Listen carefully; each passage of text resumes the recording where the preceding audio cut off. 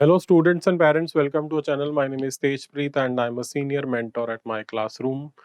आज का जो हमारा वीडियो है बच्चों, ये है पंजाब की एमबीबीएस की काउंसलिंग के अराउंड। बाबा फरीद यूनिवर्सिटी ने जो सेकंड राउंड का शेड्यूल है उसको तो रिवाइज कर दिया था, आप लोगों ने देख ही लिया होगा। बट बहुत सारे बच्चे जो हैं उसको हम क्विकली फटाफट से 2-3 मिनट में डिस्कस कर लेंगे। लेकिन जो बहुत सारे बच्चे कंफ्यूज हो रहे हैं और बहुत सारे बच्चे क्वेश्चन कर रहे हैं कि कट ऑफ क्या जाएगी, तो मैं सभी कैटेगरीज की कट ऑफ तो नहीं आपको बता सकता, लेकिन कैलकुलेट कैसे करना है मैं वो बता दूंगा, और कैसे कैसे आप कैलकुलेशन में बच्चे गलतियां कर रहे हैं, क्या क्या मिस कैलकुलेशन कर रहे हैं, क्या चीजें सोच के डिसअपॉइंट हो जा रहे हैं, ये सारी की सारी चीजें इस वीडियो में डिस्कस करेंगे। तो एंड तक आप लोग जरूर देखना, और जिन बच्चों ने अभी तक चैनल को सब्सक्राइब नहीं किया है प्लीज कर लीजिए। राइट, तो फटाफट से पहले टू द पॉइंट नजर मार लेते हैं बाबा फरीद यूनिवर्सिटी की ऑफिशियल वेबसाइट, जहां पे कि उन्होंने सेकेंड राउंड का शेड्यूल बच्चों रिवाइज कर दिया था, है ना। और रिवाइज शेड्यूल क्या है, फटाफट से पहले उसको एक क्विक नजर मार लेते हैं। रिवाइज शेड्यूल के हिसाब से जो है वो विलिंगनेस दोबारा ओपन कर दी गई थी। 18th को लास्ट डेट थी विलिंगनेस वाली। सबमिशन ऑफ विलिंगनेस जो है उसकी लास्ट डेट क्या कर दी गई थी बच्चों, 18th कर दी गई है। ठीक है जी। जो प्रोविजनल मेरिट लिस्ट है, जिन बच्चों ने विलिंगनेस सबमिट की है, वो 19th को आएगी दोबारा से। एक लिस्ट ऑलरेडी आ चुकी थी। ठीक है जी। जो चॉइस फिलिंग है वो अप टू 20th ऑलरेडी चल रही थी, एक्सटेंड कर दी गई है। अब 20th तक आप लोग चॉइस फिलिंग कर सकते हो। जो रिजल्ट है वो अप टू 25th तक एक्सपेक्ट किया जा रहा है। जो डिस्प्ले ऑफ प्रोविजनल रिजल्ट है वो 25th तक, एग्जैक्ट 25th की डेट नहीं दी गई है, अप टू 25th कहा गया है। ठीक है जी। और फिर फाइनल रिजल्ट जो है वो 26th को बता दिया जाएगा, ऐसा कहा जा रहा है। 26th को आप लोग फाइनल रिजल्ट एक्सपेक्ट कर सकते हैं। अगर किसी बच्चे को कोई ऑब्जेक्शन है, किसी का नाम आना चाहिए था लिस्ट में नहीं आया, तो ऑब्जेक्शंस आप लोग लेके जा सकते हैं। Objections if any can have to be submitted physically. तो आपको in person Baba Farid university जाना पड़ेगा। उस कॉलेज नहीं जाना जहां पे आपको सीट नहीं मिली है, मिलनी चाहिए थी, आपको यूनिवर्सिटी जाना है। और उसकी जो डेडलाइन है वो बच्चों सुबह 11 बजे 26 तारीख को, 26 को मॉर्निंग 11 o'clock तक का उसकी डेडलाइन है। और उसके बाद आप इमीडिएटली अपना अलॉटेड कॉलेज ज्वाइन कर सकते हैं, बिकॉज कॉलेजेस में क्लासेस ऑलरेडी स्टार्ट हो चुकी हैं। कई बच्चे मेरे को मैसेज कर रहे हैं, कमेंट करके भी पूछ रहे हैं कि सर ये लेट क्यों हो रहा है। तो बच्चों, मैंने कल भी कुछ वीडियोस डाली थी यूपी उत्तराखंड को लेके, कि लगभग सभी थ्रू आउट द कंट्री सभी स्टेट्स अपनी काउंसलिंग्स डिले कर रही हैं। This is as per MCC instructions, जो एनएमसी की इंस्ट्रक्शंस हैं उसी के हिसाब से हो रहा है। तो ऐसा नहीं है कि पंजाब स्टेट जानबूझ के बच्चों को तंग कर रहा है, बट ये पीछे से ही इंस्ट्रक्शन है। सभी स्टेट्स की काउंसलिंग जो है वो थोड़ी सी रिवाइज हो रही है ना। सभी की थोड़ा थोड़ा डिले हो रहा है, बिकॉज ऑल इंडिया की काउंसलिंग थोड़ी सी लेट हो गई है। ठीक है जी। चलो, अब बात करते हैं जिसके लिए बहुत सारे बच्चे कंफ्यूज्ड है और बहुत सारे बच्चे गलतियां कर रहे हैं। जैसे कि आप लोग देख सकते हो यूनिवर्सिटी की वेबसाइट पे जो है वो विलिंगनेस वाले बच्चों की भी लिस्ट आई हुई है, किन किन बच्चों ने विलिंगनेस दे रखी है उसमें, किन कॉलेजेस हैं इसकी डिटेल भी आ रखी है। ठीक है ना। इसी के साथ साथ एक वैकेंसी पोजीशन भी आ रही है कि वैकेंसी क्या है, ये रही। ठीक है ना। तो ये डायनेमिक है, इसमें अपडेट होता रहता है, इसमें चेंज होता रहता है। तो मैंने जो है क्या किया है बच्चों, अब कई बच्चे इसमें गलतियां कर रहे हैं। जैसे फॉर एग्जांपल कई बच्चे विलिंगनेस लिस्ट में, अगर किसी बच्चे का 100 रैंक है लेट से, और वैकेंसी पोजीशन में गवर्नमेंट जनरल कैटेगरी का बच्चा है, और गवर्नमेंट कॉलेजेस की सारी सीट्स मिला करके बच्चे का जो रैंक, जो वेकेंट सीट्स बनती हैं वो लेट से 57 बनती हैं। तो जिसका 58 रैंक है उसको लग रहा है उसको सीट नहीं मिलेगी, whereas this is not true. ऐसा नहीं होगा। तो क्या क्या फैक्टर्स को हमने ध्यान में रखना है उसको एक बार फटाफट से क्विकली नजर मार लेते हैं। Although this can not be N exhaustive list, because मैं ये सोच नहीं सकता, या हर बच्चा सेम वे से नहीं सोच रहा, है ना। किसी बच्चे की पटियाला प्रेफरेंस है, किसी की डीएमसी प्रेफरेंस है, जो बिल्कुल अगर टॉप की बात करें जिन्हें सभी ऑप्शंस मिल रही हैं। किसी बच्चे की अमृतसर प्रेफरेंस है, किसी की फरीदकोट, किसी की मोहाली, है ना। तो हर बच्चे की अपनी अपनी प्रेफरेंस है, किसी की सीएमसी हो सकती है। तो हमें नहीं पता कि किस बच्चे ने किस प्रेफरेंस ऑर्डर में किया है, लेकिन एज्यूम करके कि मेजॉरिटी बच्चा किस तरह से करता है, हम एक एस्टिमेटेड नंबर्स पे जरूर पहुंच सकते हैं कि हाँ शायद यहाँ पे इस रेंज में कट ऑफ जा सकती है। ठीक है, तो हम फटाफट से देखते हैं कि क्या क्या ऐसे फैक्टर्स हैं जिनको हमें देखना है। तो सबसे पहले जो सबसे इंपॉर्टेंट पार्ट है वो तो है वैकेंसी पोजीशन की वैकेंसी पोजीशन क्या है। मैंने सभी कैटेगरीज की वैकेंसी पोजीशन इस तरह से बना ली थी, बट मैं आपको इतना कॉम्प्लेक्स चार्ट नहीं दिखाने वाला। मैं आपको क्विकली जो है वो ये वाला पार्ट थोड़ा सा शो कर देता हूं। ठीक है, आई hope this is visible and clear. तो जो इंपॉर्टेंट कैटेगरीज हैं हम उनकी बात कर रहे हैं बच्चों। जनरल कैटेगरी में, ओपन कैटेगरी में गवर्नमेंट कॉलेजेस, चारों गवर्नमेंट कॉलेजेस को मिला के 32 सीट्स वेकेंट है।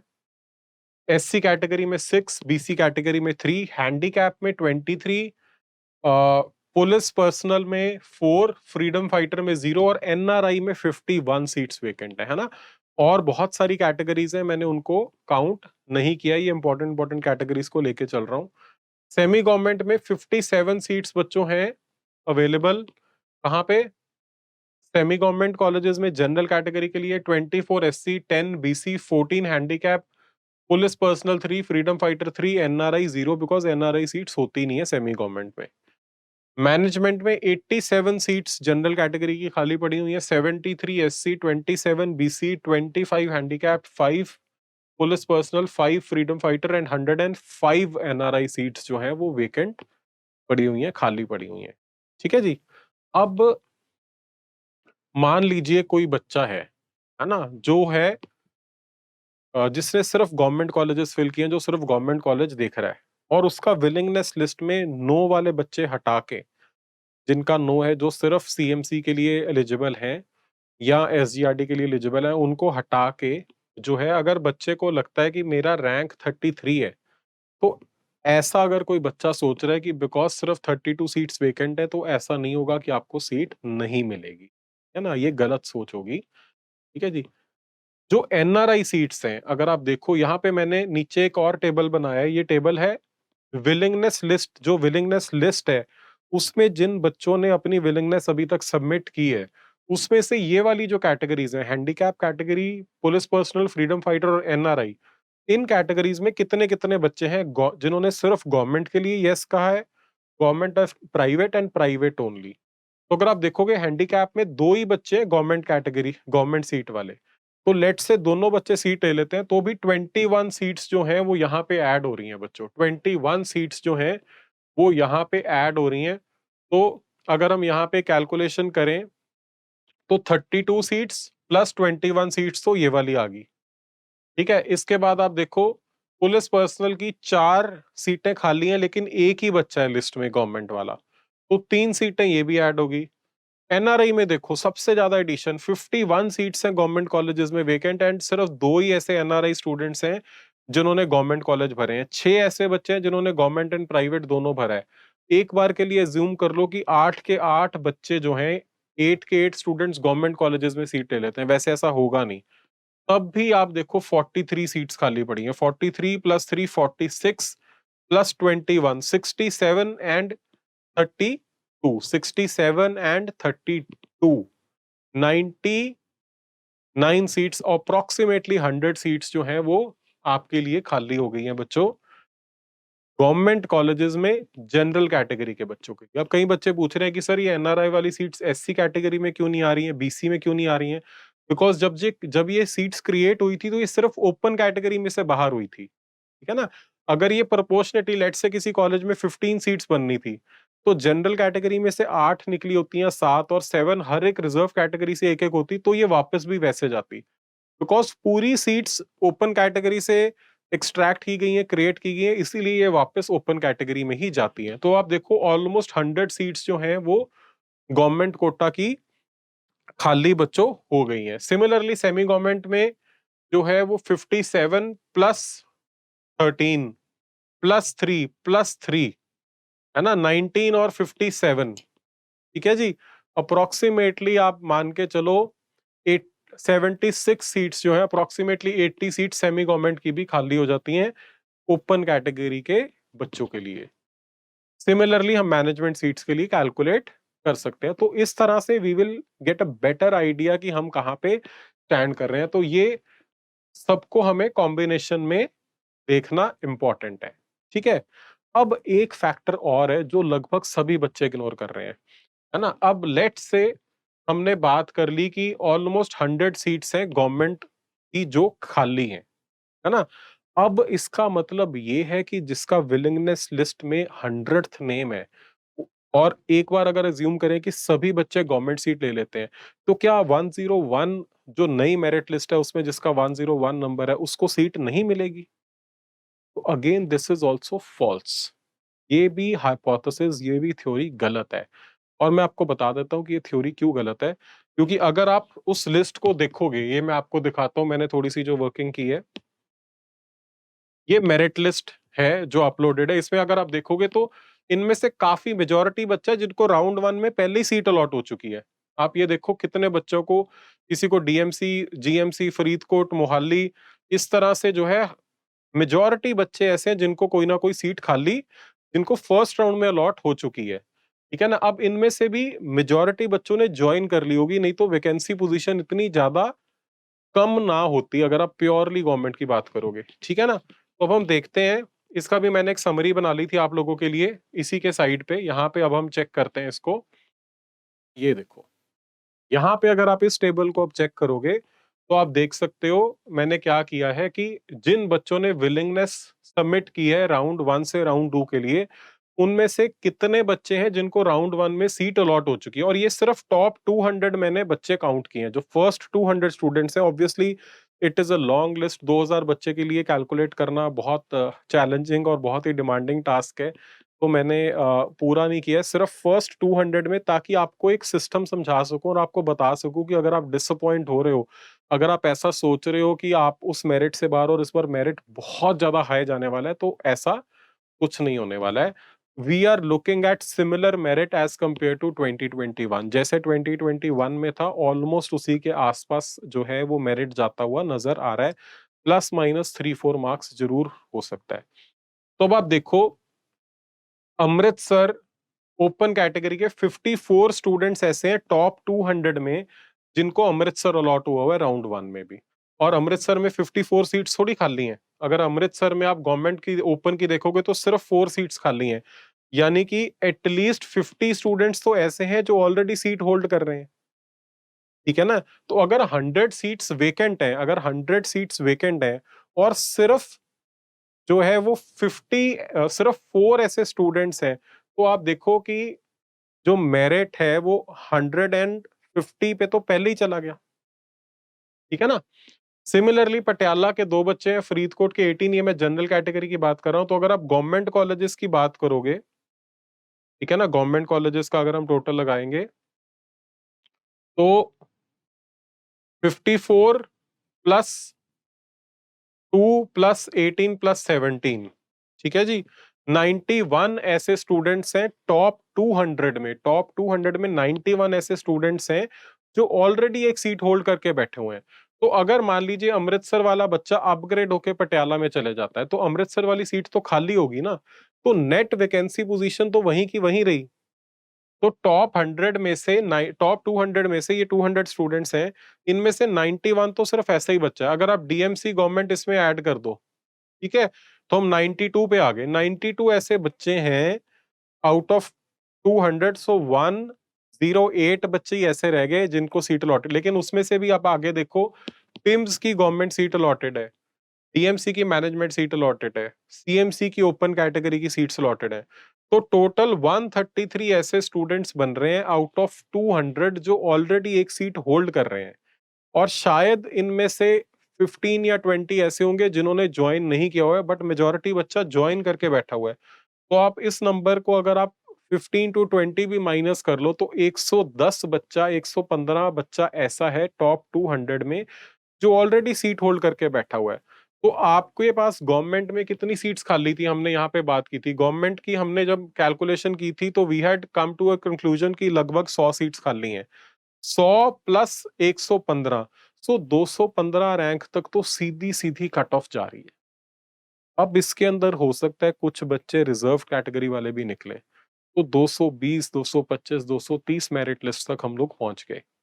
कुछ बच्चे, और ये वो बच्चे हैं जिनके नाम के आगे नो नहीं लिखा हुआ है, तो उनको भी आप ऐड कर लेंगे, तो थोड़ा और ये फिगर मूव कर जाएगा। तो जो मेरा एस्टिमेट है वो अप्रॉक्सिमेटली मेरे को लगता है कि 570 से 575 के बीच में कहीं पे जनरल कैटेगरी के लिए, ओपन कैटेगरी के लिए जो गवर्नमेंट कॉलेज हैं वो क्लोज होंगे, जैसे कि लास्ट ईयर 571 पे क्लोज हुआ था।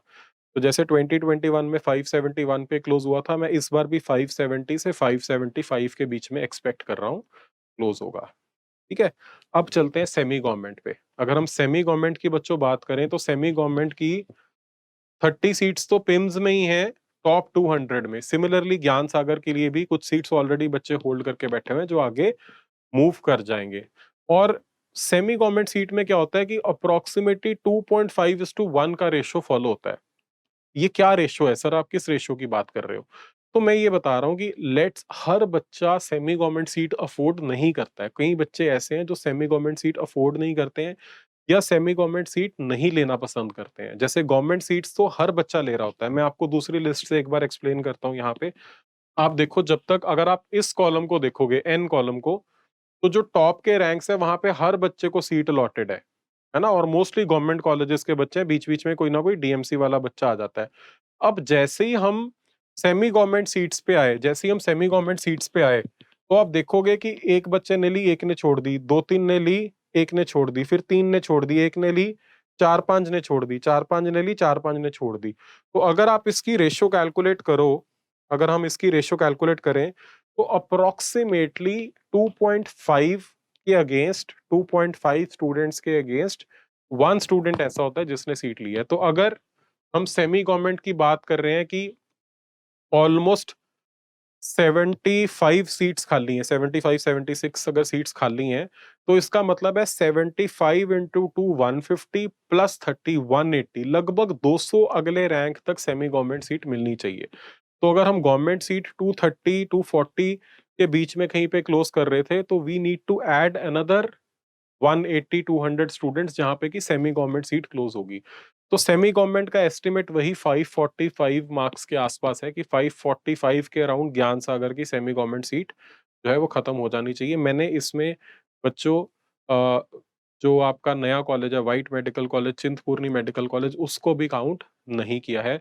उसके लिए अनदर 15 टू 20 मार्क्स का ड्रॉप आप एक्सपेक्ट कर सकते हो। तो 525 से 530 के बीच में चिंतपूर्णी एक्सपेक्ट किया जा सकता है सेमी गवर्नमेंट सीट क्लोज हो जाएगी।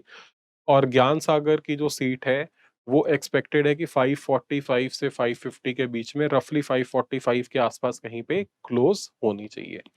सिमिलरली हम कैलकुलेशन मैनेजमेंट सीट्स के लिए भी कर सकते हैं। तो इस तरह से आपको कैलकुलेट करना है और ये बहुत कॉम्प्लेक्स प्रोसेस है। इसमें अंडरस्टैंडिंग कि कौन बच्चा कैसे कर रहा है, एग्जैक्ट हर बच्चा कैसे बिहेव कर रहा है, it is very very difficult to predict. तो आप थोड़े से एस्टिमेट्स ही लेके रख चल सकते हैं, अदरवाइज आपको ऑलमोस्ट अनदर वीक वेट करना पड़ेगा जब तक रिजल्ट नहीं आता है, स्पेशली उन बच्चों के लिए जो थोड़े बॉर्डर लाइन पे हैं।